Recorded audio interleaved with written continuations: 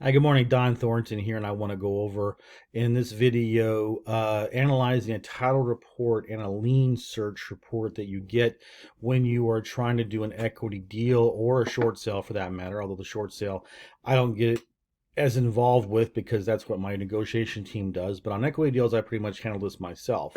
So this is a continuation of a video that I did a couple of videos about this already. I don't know if you probably didn't see this one because it wasn't on YouTube, but it was a Facebook Live I did as well for this property. Just so you know the details, this is an equity deal. I'm trying to buy this outright here in Cocoa. It is, we have an agreement with the sellers for a price and so forth. And you can't, obviously you're stupid if you don't do this. But you have to get a title search and a lien search before you buy anything because you never know what's going to show up, and something did show up on this one. But I'm going to go through and show you what it looks like. Okay, so this is a title commitment I got from the title company. So it shows who's who's the owner of the property, legal description. We come down here, and this is what the requirements must be met for them to give me a title cert. I mean, to give me a title policy on this. Okay, so taxes are due, which is whatever. Anyway, so they were paid in 2019, so 2020 we're going to be coming due, and this is they're just basically saying that they have to make sure there's any liens or encroachments or whatever have to be taken care of. For me, my biggest thing was I wanted to make sure that there was nothing in here saying like code enforcement or IRS or anything like that. And they confirmed there's no mortgage on the property, which is good. So the title search is pretty good. So I feel good about the title search. Now let's go over here to hold on a second. Let's see if this is the right one. No, that's not it. 1 second here. There we go. Okay, so now this is what this is a municipal lien search report. Okay, so this is page 1. Now this is what you want to pay attention to on the very first page. It'll tell you what's around. So we have no code enforcement, we have no taxes, but we have open permits. Looks like we have expired permits, and we have a solid water and waste due of $3,445.33. So then you come over here to the next one, and of course it's just their BS crap. Uh, to get paid or whatever. Then this is the property. They'll give you a whole thing about who's who. It shows you the taxes are paid. So you see that there's no problem there, which is fine. And then you just keep scrolling. Again, nothing here. We're good to go on that kind of stuff. Stupid COVID crap. Okay, then we go city lien search. Okay, so there are expired permits on this property. Okay, so what we're doing here, we're going to go through here and we're going to see what they are. So we can see that let me move my thing over here so you can see it. So in 2005, a permit was taken out for sewer repair. And then in 2007, they took out a permit to replace a meter. And then in 2015, they replaced a sewer line. So what often happens is that they'll take they'll take out a permit, and then they won't. The work is done, and then whoever does it, like the contractor doesn't file the paperwork to finish it, or the homeowner doesn't. So it's one of those deals where it just sits and sits and sits and sits and sits. Now, for my purposes, I don't really care about that because we can get these things. We close expired permits all the time. What we ran into with the homeowner on this one is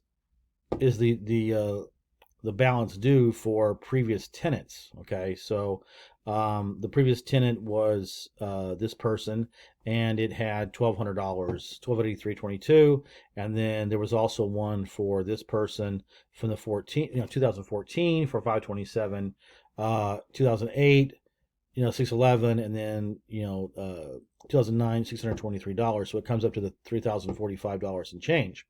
So that has to be paid. So that in my contract I had with these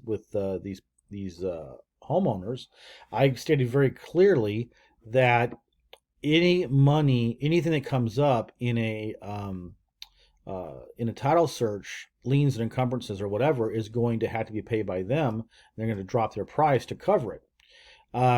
So they agreed to that, but the problem is that yesterday we had I met with them because I was in Brevard County last week or yesterday anyway because I had to go get a short sale, and on the way back because it was on my way, I stopped off in Cocoa and I showed this to them, and you know just give you a little bit of background. The homeowner, the man, is 85 years old. Looks like his uh, wife could be his granddaughter. She's very, very much younger, and it's obviously she's the one that calls the shots. And she, they have two rental properties. This is one. There's another rental property I'm trying to buy, but I'm trying to get this one done first. So they are flabbergasted. They are outraged that these previous tenants are deadbeats and didn't pay their bills, and so now they don't. They say, well, um, the sewer company, the water and sewer company or department of the city does not have the right to put a lien on their property, and why should they have to pay for it? It's not fair. So I said, well, it doesn't matter. The fact of the matter is they've clouded title, and whether I buy it or not, if you want to sell that property, you're going to have to either pay for it out of your pocket, or you're going to you're going to have to make somebody else pay it. But it's going to have to be paid to have a clear title. So we went back and forth on it, and I'll tell you what happened. And sometimes you make a decision based on other factors than just this particular house. All right, I still think that we're going to be okay on a resale. I don't anticipate having a huge amount of problems making some profit on this. It's not going to be a huge deal, but I feel like that the second property that they want me to buy is where I can make up for this 3,045 that I'm going to have to probably pay now in order for this to go through. So because that one, there's more advantages because they're trying to evict these deadbeats and they can't evict them because of COVID. And so they are kind of flabbergasted, don't know what they do. I've actually talked to the tenants. I've been inside the property and they are very cooperative and they've already agreed to leave because I told them, I'm going to come in here and rip all this stuff out to get it fixed. And it's not going to be, habitable anyway. So they said, okay, great. Thank you so much. Blah, blah, blah, blah, blah. So I think I can probably get the tenants out without using the excuse if I have to do repairs without having to evict them. So that's good. But the nice thing about this is that they're not allowed to get in the property. The tenants are not going to allow them in the property. So I can certainly come back with pictures and repair estimates, and I can really drive a much harder bargain on this rental property, the second rental property that they want me to buy, because they're playing hardball with me on this property with not wanting to pay the $3,000. So I'm going to give a little on this one, but I'm going to get it back this next deal. So it's a little bit risky. I mean, they can probably tell me to go pound sand, but I feel okay about it. So I'm going to try to get my pound of flesh one way or the other. If not directly through this one, I'll get it indirectly through the other one. Okay, so but that's the most important thing I wanted to show you.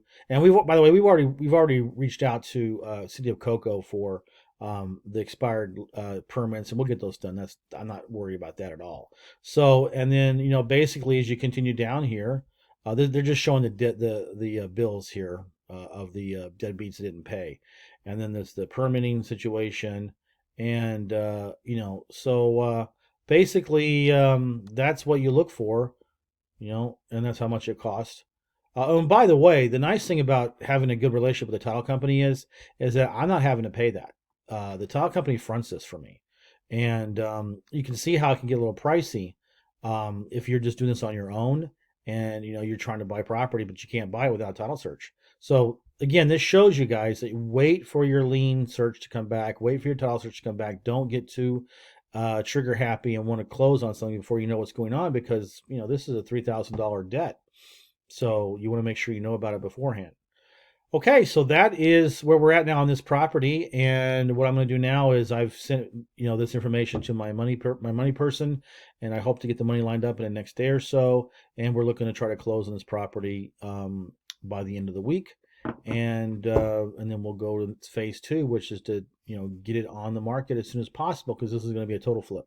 Okay, and thanks for joining us. Bye.